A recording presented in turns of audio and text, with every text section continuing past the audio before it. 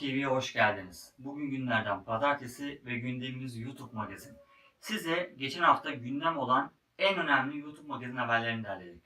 Bu haberleri YouTube Adam Instagram sayfasından aldık. Aşağıda YouTube Adam'ın Instagram sayfasını görebilir ve takip edebilirsiniz. Hadi şimdi gelin YouTube Magazin haberlerimize bakalım.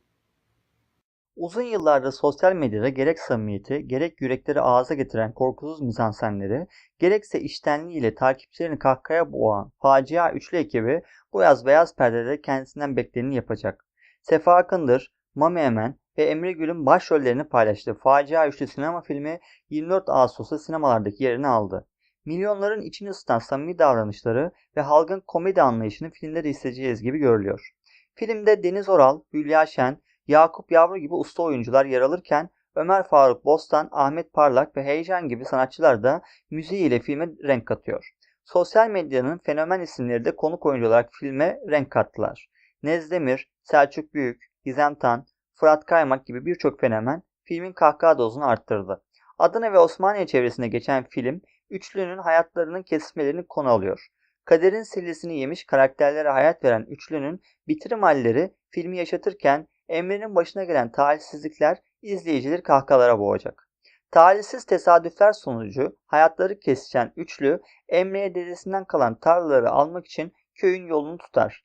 Esas plan tarlaların üzerine konmakken Emre'nin muhtarın kızına aşık olmasıyla işler değişir. Kızı elde etmek için denemedikleri yol kalmayan üçlü işi araba yarışına kadar götürür. Köyde düzenlenen araba yarışının kazananı üçlünün planını tekrar alt üst edecektir. Yaza damgasını vuracak, içimizi ısıtacak sımsıcak bir Adana komedisi önümüzdeki haftalarda bizi bekliyor. TME Films ve Efektif Sanat'ın ortak yapımcılığı ile beyaz perdeye aktaran filmin yönetmen koltuğunda Ramazan Özer otururken senaryosunu ise Gurbet Gurur Can Türk kaleme almıştır. Bir diğer haberimiz bir boks maçından. Lakin bu kez boks ringine çıkanlar profesyonel sporcu değil, YouTuber'lar oldu. Logan Paul ve KSI arasında geçen boks maçının berabere bittiği açıklandı. Bu insanları şaşırttı mı? Aslında çok da şaşırtmadı. Aylarca süren reklam ve sözüm ona laf dalaşının ardından YouTube'un en heyecan verici ücretli boks etkinliği nihayet gerçekleşti. KSI ve Logan Paul'un kozlarını paylaştığı etkinlik ise Twitch'ten de izlendi.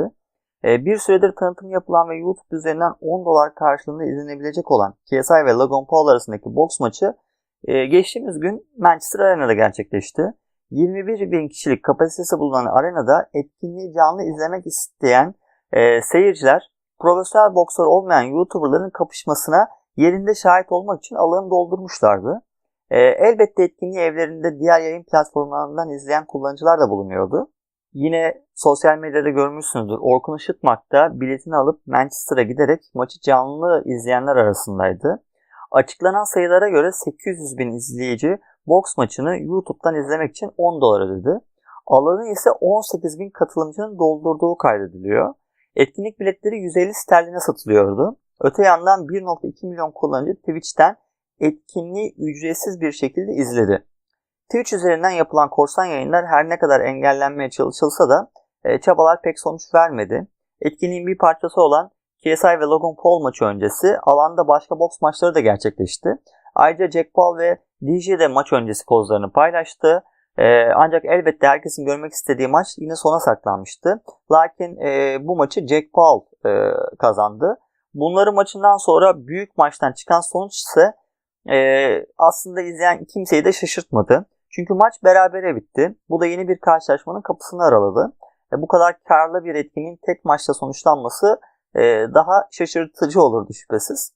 Berabere biten maçın ikinci karşılaşmasının ne zaman nerede gerçekleşeceği ise şimdi açıklanmadı ama Şubat 2019'dan önce yapılması planlanıyor. Her halükarda da ikilinin elde ettiği etkinlik geliri ve beraberinde yaptığı ürün satışları şüphesiz ikisini de kazanan tarafa konumlandırıyor. Çünkü Logan Paul'da Maverick diye bir markası var. Oradan ürünlerini satıyor ve her seferinde oradan yoğun olarak paylaşımlarda bulunuyordu. Giydiği spor kıyafetlerinin, giydiği tişörtlerinin bu markanın ürünleri olduğunu, buradan insanların alması gerektiğini söylüyorlardı.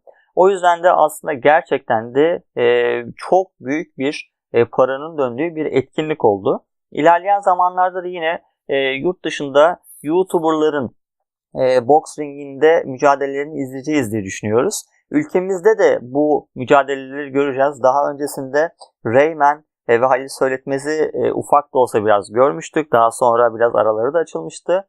Ama bakalım yeni dönemde Türkiye'de de kimler bu boks mücadeleleri içerisinde yer alacağız?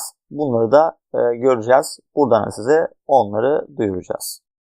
Logan Paul KSI maçından bir önceki haberimizde bahsetmiştik ve o haberde de birçok kişinin bu boks müsabakasını Twitch'ten ücretsiz olarak yayınlandığını söylemiştik.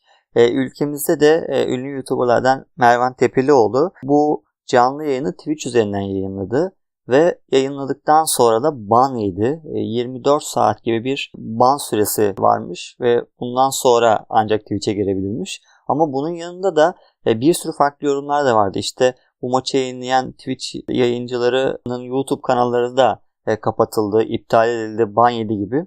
Bunlar ne kadar doğru, ne kadar gerçek bunu bilemiyoruz. Bir sürü söylenti var. Ama en önemlisi Logan Paul ve KSI maçının gerçekten bir boks maçı olmadı. Buradan tamamen bir para amaçlı, bir kar amaçlı organizasyon olduğunu zaten çokça görüyoruz. O yüzden de internet üzerinden parayla satılan bir organizasyonun ücretsiz olarak yayınlanması tabii ki kimsenin işine de gelmiyor. O yüzden de dört bir koldan bu yayıncıları bulup anında banlama işlemine geçmişlerdi. Mervan Tepelioğlu da bu mağdurlardan bir tanesi oldu ama takipçileri onlara, daha doğrusu Mervan'a mesajlar atmışlar. Çok teşekkür ederiz. Üzgündük, bu maçı izledik, keyfimiz yerine geldi. İşte kralsın, adamsın gibi mesajlarla da onu motive etmişler ama bu Twitch'ten ban yemesine engel olmamış. Umarız banı en yakın zamanda açılır ve yeni yayınlarla beraber bizi Twitch'ten mahrum bırakmaz diyoruz. Bir diğer haberimiz Rain Man'den. Evet, Rain Man diyoruz. Geçen bir paylaşım yapmıştı. Lütfen Rain Man demeyin, Rain Man deyin diye bana. Orada bir ne harf vardı. Bunu unutmayın diye. Biz de o yüzden bastırarak söylüyoruz Rain Man. Kendisinin son bir ay içerisinde 221 bine yaklaşık abonesi artmış. Bu çok iyi bir sayı. Zaten son dönemde en çok haberi çıkan, en çok gündem olan YouTuber'lardan bir tanesi Rain Man. Daha önce birçok farklı sosyal platformda da yer almıştı. Bunlardan bir tanesi de Scorp. Scorp'tan sonra şu anda YouTube ve Instagram'da da popülaritesi çok hızlı artmakta. Zaten Instagram'da da en fazla takipçisi olan YouTuber'lardan bir tanesi kendisi. Atakan Özyurt'u da geçti. 3 milyon takipçiyi de aştı. O yüzden de bu başarılı grafiğini sürdürüyor. Kendisine tebrik ediyoruz. Umarız takipçileri daha fazla olur ve daha güzel işlerde de Rain Man'i, Yusuf'u görürüz. Şimdi gelin hızlı bir YouTube magazin turu yapalım. Oğuzhan Uğur kendi sosyal medya hesabında Jahreyn hakkında koca piyasada sevdiğim 4 kişi vardı 5 oldu diye bir yorumda bulunmuş. Bunun sebebi de Jahreyn'in Türkiye'ye dönüş yapması. Kendisine buradan hoş geldin diyoruz. Babala TV'de de bir program yapacakmış Jahreyn. Bunu da merakla bekliyoruz. İkilinin yaptığı daha önceki birkaç videoyu zevkle izlemiştik. Yeni videolarda büyük ihtimal Jahreyn'i tek görebiliriz. Merakla da bekliyoruz nasıl bir içerik olacak, nasıl bir format olacak diye. Ve tekrar hoş geldin diyoruz. Bir diğer haberimiz Berkcan Güven'den. Berkcan Güven'in gündemden düşmek bilmeyen Migros şarkısı için klip çekimine izin vermeyen Migros marketi bugün bazı Migros şubelerinde Berkcan Güven'in şarkısını çalmış. Migros klibi için izin vermemişler ama çok büyük bir reklam potansiyeli de aslında Migros için bu. Çünkü Berkcan Güven başlangıçta ben bu Migros şarkısını reklam için yapmadım diye söylemişti. Daha önce reklam için yaptığı bir sakız markasının şarkısı çok dinlenmişti. Bu konuda da biz Berkcan Güven'i çok övüyoruz aslında. YouTuber'lar arasında bizce en iyi şarkı yapanlardan bir tanesi Berkcan Güven. Hem önceki yaptığı diziler hem reklam şarkıları bile dillere neredeyse pelesenk olan şarkılar. O yüzden de kendisini tebrik ediyoruz. Bakalım ilerleyen zamanlarda Migros bu klip işine izin verecek mi ve tüm şubelerinde Migros şarkısını çaldıracak mı? Bunu da göreceğiz. Gelelim Enes Batur'a. Enes Batur geçtiğimiz hafta Türkiye'yi temsil etmek için La Liga'nın özel misafiri olarak İspanya'ya gitti. Ve İspanya'da La Liga'nın sosyal medya hesabından, Instagram üzerinden bir canlı yayın da açtı. Story de attı oradan. O yüzden de bu gerçekten çok da gururlanısı da bir olay. Kendisine buradan tebrik ediyoruz. Bunun yanında da yine Enes Batur oyunlarla ilk çıkışını yakalamıştı. Son dönemde de yine oyunların yüzü olmaya da devam ediyor. Bunlardan birisi de Muhteşem Osmanlı oyunu. Bir mobil oyun olan Muhteşem Osmanlı'nın yeni reklam yüzü de Enes Batur oldu. Buradan da para almadan Muhteşem Osmanlı'nın reklamını da biz de yapalım. Bir diğer haberimiz Furkan Yaman'dan. Furkan Yaman kanalına bir aydır video yüklemiyormuş. Sosyal medyada Furkan Yaman'ın takipçileri video istediğini söylüyorlarmış. O yüzden de büyük ihtimal Furkan Yaman bu video isteklerini geri çevirmeyecektir. Yakın zamanda ondan da bir video bekliyoruz. Şarkıcı Muti Heyecan'la beraber yaptığı şarkılarla ön plana çıkmıştı. Facia Üçlü filmi hakkında bir yorumda bulunmuş. Adana Osmaniye'nin en kötü mahallelerinden çıkan bu kardeşlerimi sonuna kadar destekliyorum. Mükemmel bir film. Herkese tavsiye ediyoruz diye söylemiş. Biz de bu yoruma katılıyoruz. Gerçekten evet, filmi beğenirsiniz beğenmezsiniz ama Muti'nin de bahsetmiş olduğu gibi en kötü mahallelerden çıkıp film yapacak kadar bir seviyeye gelmek, ünlü olmak gerçekten çok çok zor iş. O yüzden de birçok kötü yola girmeden, sapmadan bu yolda devam etmeni de gerçekten takdire şayan. O yüzden de umarız Facia Üçlü'nün gişesi bol olur. Şimdi gelelim birazcık da abone sayılarına, abone ulaşma sayılarına. Gökdeniz Alban 100.000 abone sayısına ulaşmış. Kendisini tebrik ediyoruz.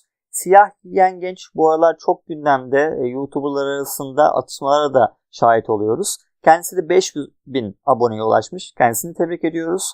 Ve son olarak da Dilimine kanalı da 1 milyon aboneye ulaştı ve geçti. Yapmış olduğu şakalar, eğlenceli videolarla son dönemin en çok izlenen YouTuber'lardan bir tanesi. Kendisini de tebrik ediyoruz. Gündem olan YouTube magazin haberlerini sizlerle paylaştık. Umarım beğenmişsinizdir. Gelecek hafta yine aynı gün, aynı saatte yeni YouTube magazin haberlerimizle sizlerin karşısında çıkacağız. Eğer videomuzu beğendiyseniz like atmayı, beğenmeyi, yorum bırakmayı ve Dodo TV kanalımıza ücretsiz abone olmayı lütfen unutmayın. Farklı videolarda görüşmek dileğiyle. Hoşça kalın.